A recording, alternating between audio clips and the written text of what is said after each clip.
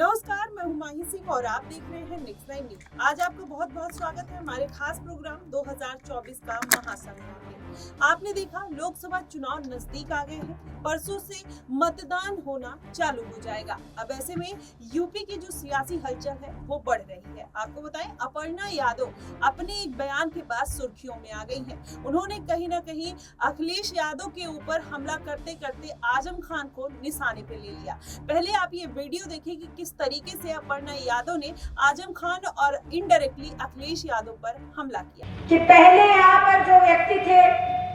बार बार कहते थे आदरणीय नेताजी से यानी मुलायम सिंह जी से कि भी उनका नाम नहीं लूंगी, सब जानते हैं जेल में है कि नहीं है, और क्यों है ये भी पता है सबको। वो भैंस पकड़ने के लिए फोर्स को लगाते थे,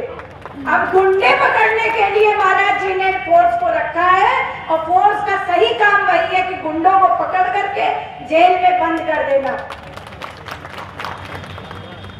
तो मैं एक बात और कहूंगी, क्योंकि आजकल जो है हमें वर्णमाला बड़ी सिखाई जा रही है,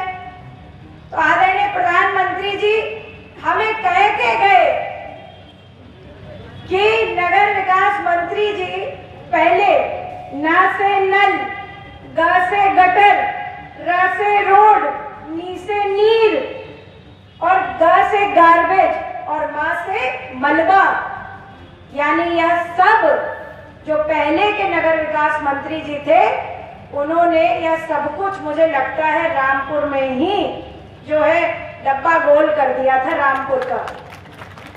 और वह यह विभक्तिकरण चाहे जातियों में, चाहे समाज में, चाहे धर्मों में अपनी मंशा पूरी करने के लिए करते थे, और समाज का विच्छेदीकरण जिसने भी करा है आज तक। मैं जानती हूं, मेरे यादव भाई यहाँ पर बैठे हैं और यादव बहनें बैठी हैं, मैं जानती हूं ये बात कि वो भूले नहीं है भगवान श्री कृष्ण का उपदेश कि यदा यदा ही धर्मस्य ग्लानिर्भवति भारत अभ्युत्थानम् अधर्मस्य तदात्मानं सृजाम्यहम् परित्राणाय साधूनां विनाशकाय च दुष्कृतां धर्म संस्थापनार्थाय संभवामि युगे युगे। हमारे भगवान ठाकुर जी ने हमें यादवों को आशीर्वाद दे रखा है कि जब जब अधर्म होगा तब तक यादव धर्म के साथ खड़े होंगे।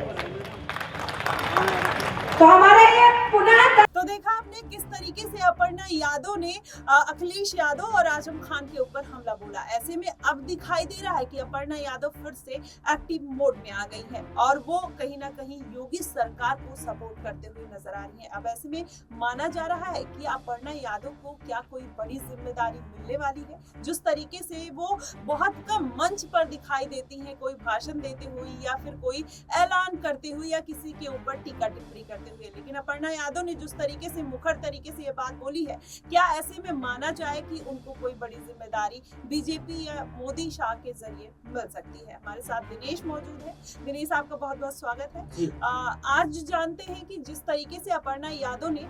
मुखर होकर कहीं ना कहीं अपनी बात रखी है, आपको क्या लग रहा है कि योगी सरकार में उनकी कोई जगह फिक्स हो सकती है? हाँ, देखिए, जिस तरीके से माही लगातार अपर्णा यादव को लेकर तरह तरह के सवाल उठ रहे हैं। नेताजी के देहांत के बाद जिस तरीके से अपर्णा यादव भारतीय जनता पार्टी में शामिल हुई है, इससे पहले आपको बता दें कि 2022 में उत्तर प्रदेश में विधानसभा के चुनाव हुए थे। उस वक्त ये कयास लगाए जा रहे थे कि अपर्णा यादव को आगे आने वाले वक्त में योगी कैबिनेट में कोई बड़ी जिम्मेदारी मिल सकती है। लेकिन जिस तरीके से अपर्णा यादव का जिस तरीके का व्यवहार रहा है, जो तरीका रहा है, क्योंकि अखिलेश यादव डिंपल यादव के साथ परिवार की कुछ अनबन हो सकती है और इसी आधार पर वो उनके साथ चुनाव में कहीं ना कहीं समाजवादी पार्टी का यहाँ पर प्रतिनिधित्व नहीं कर रही है। लेकिन जिस तरीके से उन्होंने आजम खान के जरिए अखिलेश यादव को निशाने पर लिया, उन्होंने कहा कि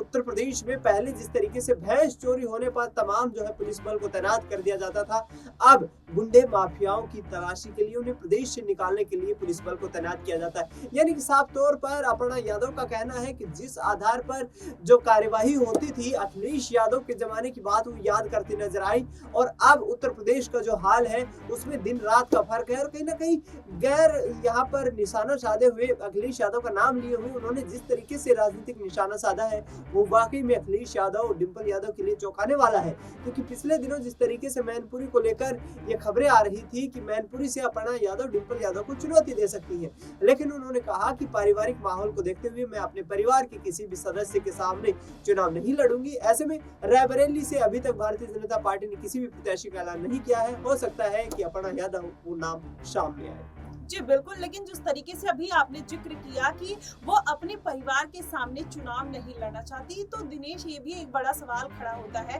कि कब तक वो अपनी जिम्मेदारियों से ऐसे बचती रहेंगी, क्योंकि बहुत सारी ऐसी सीटें हैं और वाकई में अगर वो बीजेपी में आई है तो बीजेपी उनको अपना एक प्रत्याशी बनाकर कहीं ना कहीं उनके परिवार के खिलाफ यूज करने की कोशिश करेगा, या कोई भी राजनीतिक पार्टी होती वो यूज करती। तो ऐसे में अगर अपर्णा यादव उससे बचती हुई नजर आ रही है तो क्या यही कारण हो सकता है कि बीजेपी ने अभी तक उनको कोई जिम्मेदारी नहीं दी? देखिए, जिस तरीके से लगातार जो खबरें सामने आ रही हैं उनके आधार पर यदि रायबरेली से चुनाव लड़ती है अपर्णा यादव तो मुलायम परिवार के लिए किसी तरीके का कोई खतरा नहीं होगा, क्योंकि रायबरेली और अमेठी सीट कांग्रेस पार्टी के खाते में है। ऐसे में पिछले कुछ वक्त में हमने देखा कि भारतीय जनता पार्टी ने स्टार प्रचारकों की जो सूची जारी की उसमें भी अपर्णा यादव का नाम शामिल नहीं था। ऐसे में तमाम जो कयास लगाए जा रहे थे कि अब क्या अपर्णा यादव समाजवादी पार्टी में शामिल होंगी, शिवपाल यादव ने संकेत भी दिए थे। उन्होंने कहा था कि परिवार एकजुट होना चाहता है और ऐसे में हम पूरे परिवार को एक साथ लेकर के चलना चाहते हैं। कुछ दिनों पहले जिस तरीके से उनकी डिंपल यादव से भी मुलाकात हुई है और अपर्णा यादव ने बताया कि यह महज एक शिष्टाचार भेंट थी, पारिवारिक मुलाकात थी, और ऐसे में जो तमाम कयास जो लग रहे थे उन पर कहीं ना कहीं यहाँ पर संशय का माहौल खड़ा हो गया। और बीजेपी चाहती है कि यादव परिवार का कोई भी सदस्य यदि उनके खिलाफ चुनाव में उतरता है तो कहीं ना कहीं भाजपा को इनडायरेक्टली इसका फायदा हो सकता है। जी बिल्कुल, जैसा कि आपने बताया भाजपा को इससे फायदा हो सकता है, लेकिन डिंपल यादव जिस तरीके से मैनपुरी में एक्टिव दिखाई दे रही हैं, वाकई में उनको बोला जा रहा था कि वो मैनपुरी से अपर्णा यादव को उनके खिलाफ उतारा जा सकता है,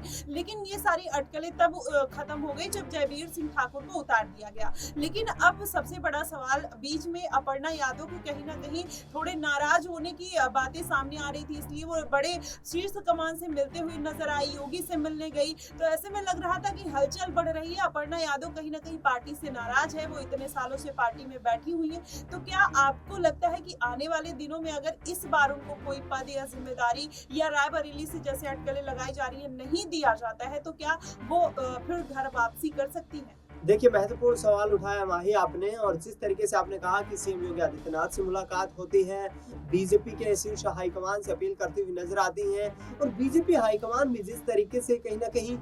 एक असमंजस की स्थिति क्रिएट करके इस 2024 के लोकसभा चुनाव में चल रहा है, क्योंकि लगातार जिस आधार पर जो चुनावी तैयारियां हैं उनको देखते हुए जयवीर सिंह ठाकुर मुझे नहीं लगता कि मैनपुरी से डिंपल यादव को चुनौती दे पाएंगे, क्योंकि जिस आधार पर मुलायम परिवार का दबदबा रहा है इस सीट पर, लोकसभा का चुनाव हो या विधानसभा का चुनाव हो, परंपरागत सीट मानी जाती रही है। स्वर्गीय मुलायम सिंह यादव यहाँ से चुनाव जीत चुके हैं और ऐसे में डिंपल यादव उनकी विरासत को संभाल रही है, तो लोकसभा चुनाव बड़ा चुनाव है और ऐसे में कहीं ना कहीं जयवीर सिंह ठाकुर के सामने डिंपल यादव मजबूत दिखाई दे रही है। लेकिन 2027 में जिस तरीके से उत्तर प्रदेश में विधानसभा के चुनाव होने हैं उस दौरान, उससे पहले यदि यहाँ अपर्णा यादव को कोई जिम्मेदारी नहीं दी जाती है तो वह फिर लौट करके समाजवादी पार्टी में आ सकती है और भाजपा को बड़ा झटका दे सकती है। जी बिल्कुल, अब ऐसे में देखना होगा कि क्या अपर्णा यादव फिर से घर वापसी करती है। अगर बीजेपी उनको रायबरेली से प्रियंका गांधी के खिलाफ उतार देती है तो कहीं ना कहीं अपर्णा यादव भाजपा में टिकती हुई दिखाई देगी, लेकिन ज्यादा से ज्यादा अटकलें यही लगाई जा रही है कि हो सकता है आने वाले चुनाव में भाजपा कहीं ना कहीं अपर्णा यादव को सीट देते हुए जरूर नजर आएगी। फिलहाल आपकी इस पे क्या प्रतिक्रिया बनेगी आप हमें कमेंट बॉक्स में जरूर बताइएगा। फिलहाल के लिए बस इतना ही। देश और दुनिया की तमाम खबरों के लिए हमारे साथ बने रहिए नेक्स्ट 9 न्यूज।